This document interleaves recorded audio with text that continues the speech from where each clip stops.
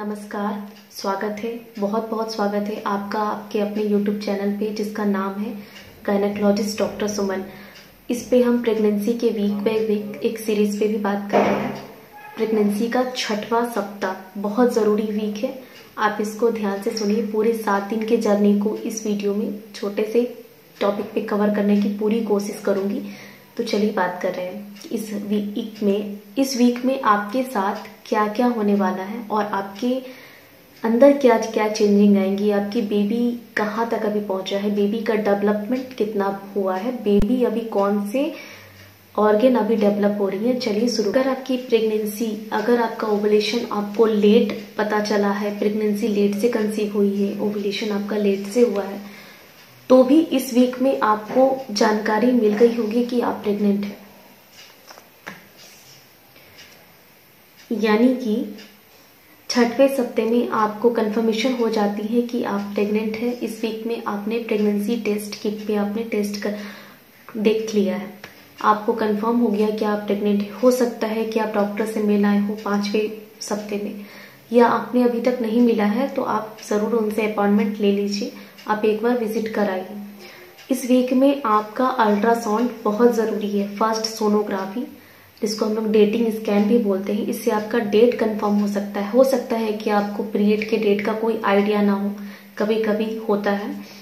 कभी प्रेगनेंसी रुक जाती है और फीमेल को पता ही नहीं होता। ये कब होता है? जब भी उनका फर्स्ट बेबी या तो नॉर्मल डिलीवरी या सी सेक्शन से हुआ है, उसके बाद उनको 6 मंथ के लिए पीरियड आगे नहीं आते हैं। इसके बाद क्या होता है कि प्रेगनेंसी रुक जाती है और फीमेल को पता ही नहीं होता कि वो प्रेग्नेंट भी हो चुकी है। इसका मतलब है कि आपको पीरियड कभी आए ही नहीं और आपकी प्रेगनेंसी भी रुक गई है। वो लक्षण, वो सिम्टम्स तब आते हैं जब 2 महीना 3 महीना के बाद ही उनको वोमिटिंग स्टार्ट हो जाता है, या फिर उनको वीकनेस, चक्कर बहुत ज्यादा आने लग जाते हैं। तब उनको पता चलता है कि क्या प्रॉब्लम्स है, उनको वीकनेस इतना अचानक से कहाँ से आने लगे। एक बेबी को वो दूध पिलाते रहती हैं तो उनको लगता है कि दूध पिला रहे हैं, इस वजह से कमजोरी है। फिर जब वो डॉक्टर के पास जाती हैं, पेट में उनको दर्द भी हो रहा होता है, वो अल्ट्रासाउंड करवाती हैं, तब पता चलता है कि वो प्रेग्नेंट है। वो बोलती है कि सर मैडम मेरा तो पीरियड कभी आया ही नहीं।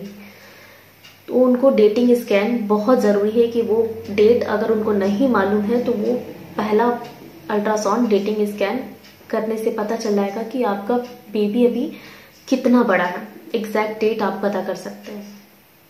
उसके बाद आपका ब्लड का टेस्ट होगा, आपका हीमोग्लोबिन, बहुत सारे टेस्ट होते हैं। फर्स्ट वाले विजिट में आप जाकर के एक बार विजिट कराइए डॉक्टर से। अगर आपकी IVF हुई है या फिर आप लेट आपको प्रेगनेंसी प्लान किए हैं, आप 30-35 से अब है, तो आपको डेटिंग स्कैन भी बहुत ज़रूरी है। अगर आपको नहीं पता चला है कि आपकी प्रेगनेंसी रुक गई है तो आप मिस कर सकते हैं। हो सकता है कि कोई आप नॉर्मल फीवर का या फिर कोई भी मेडिसिन ले जिससे कि मिस एबॉर्शन हो जाए। इसीलिए आपको ब्लड का टेस्ट, अल्ट्रासाउंड बहुत ज़रूरी है। इसके बाद आपके बॉडी में बहुत सारे चेंजिंग भी आ रहे होते हैं। उस वक्त आपको वोमिटिंग होता है, नॉजिया सा फील होता है, आपको ब्रेस्ट में क्रैम्पिंग होता है, आपको ब्लोटिंग सा होता है, गैस की प्रॉब्लम इस वक्त बहुत ज़्यादा बढ़ जाती है। जब भी आपको कुछ खाने का मन नहीं करता है, आपको मन करता है या एक कप चाय पी ले, एक कप कॉफ़ी पी ले, आपको हेडेक सा बहुत ज़्यादा फील होता है, आपको सर का दर्द बना रहता है, आपको कभी कभी प्रोजेस्टेरोन हार्मोन की वजह से आपको मूड चेंजिंग भी हो सकता है। कि कभी कभी होता है कि जो पहले आपको अच्छे नहीं लगते थे वो आपको अब बहुत अच्छे लग रहे हैं, या आपको पहले जो अच्छे लग रहे थे वो आपको अब अच्छे नहीं लग रहे। कभी आपको मीठा खाने की क्रेविंग होती है, कभी आपको नमकीन अच्छा लगता है। तो प्रेगनेंसी के वक्त मूड चेंजिंग हो सकता है। हो सकता है कि आपको पेट में कुछ क्रैम्प भी आने लगे।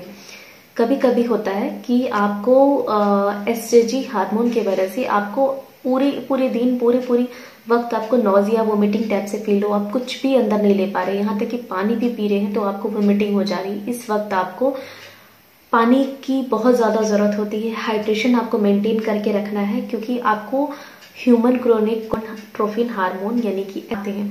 इस वक्त आपको रोज़ अगर आपको खानी पड़ी कुछ दिन शुरुआत के, तो आप वोमिटिंग के लिए मेडिसिन भी लीजिए, लेकिन आप रोज़ रेगुलर बेसिस पे लीजिए, क्योंकि अगर आप नहीं ले रही इस वक्त आपको वोमिटिंग और नोजिया की वजह से हाइड्रेशन की बहुत ज़्यादा हो सकती है शिकायत। आपकी बॉडी में पानी की कमी हो सकती है, आपको पानी का इंटेक अच्छे से करना है। हो सके तो आप मेडिसिन लीजिए और उसके बाद कुछ खाइए पीजिए। आपको थोड़ी थोड़ी देर पे कुछ ना कुछ खाते रहना है। इससे आपको बहुत ज़्यादा वीकनेस फील होगा, लेकिन इसका मतलब ये नहीं है कि बेबी अंदर बड़ा नहीं हो रहा। बेबी अंदर बड़ा हो रहा है। शुरू के 3 महीने में हो सकता है कि आपका वजन बढ़ने के बजाय कम ही हो सके, तो ये नॉर्मल है, ये ऐसा हो सकता है, इसमें कोई घबराने की बात नहीं है। आप मेडिसिन लीजिए। और अब देखते हैं कि बेबी के अंदर क्या चल रहा है। ये तो आपको परेशानी आ रही है, अब आपका बेबी के अंदर क्या डेवलप हो रहा है इस पे भी एक नजर डालते हैं। आइए, 6वें सप्ताह में इम्पॉर्टेंट सप्ताह भी बोलते हैं इसको। कभी कभी प्रेगनेंसी रुक जाती है और मिस अबॉर्ट हो जाती है। ये पेरेंट्स के गलती के कारण होता है, यानी कि माँ की गलती के कारण होता है। कभी कभी फर्स्ट प्रेगनेंसी, फर्स्ट बार कपल जो पेरेंट बनते हैं उनका फर्स्ट प्रेगनेंसी मिस्ड अबॉर्शन हो जाता है। ये अक्सर देखा गया है, क्योंकि उन्हें पहला फर्स्ट में क्या प्रिकॉशन यूज करना है, क्या करना है, उन्हें कोई आइडिया नहीं होता। इस वक्त जो है बेबी का डेवलपमेंट हो रहा होता है।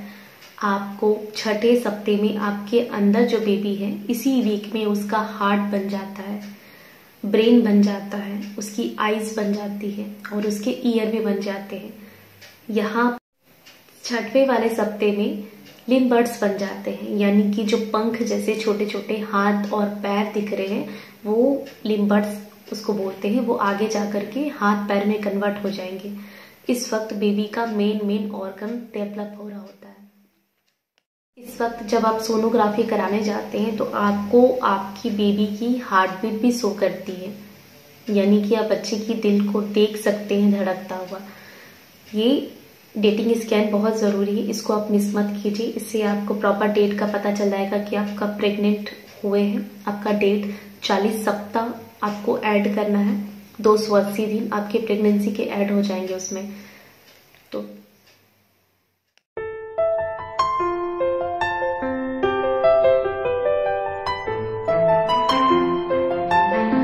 मॉर्निंग सिकनेस हो सकता है। इसको हम लोग मॉर्निंग सिकनेस क्यों बोलते हैं?